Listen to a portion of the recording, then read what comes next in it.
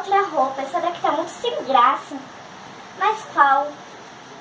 Vou usar esse vestido. Já deixa eu colocar ele aqui na cama. Mas peraí, como que eu vou usar esse vestido todo amassado?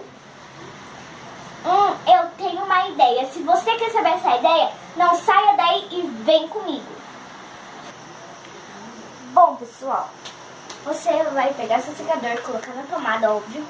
E você vai ligar ele no modo alto, no modo quente ou no modo normal, mas só que eu prefiro no modo quente. Aí você vai começar a fazer isso daqui. Ai. Ah! Meu dedo tá batendo.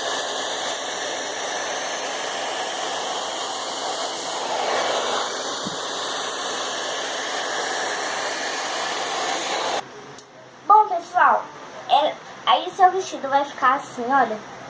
A câmera não tem uma qualidade muito boa, tá? Mas olha, ele vai ficar bem lisinho e ele vai ficar bem desamassadinho. Ah, eu quero usar outra roupa, porque essa roupa aqui tá muito sem graça. Sem graça. Acho que eu vou usar esse vestido. Agora sim ele tá bem desamassadinho.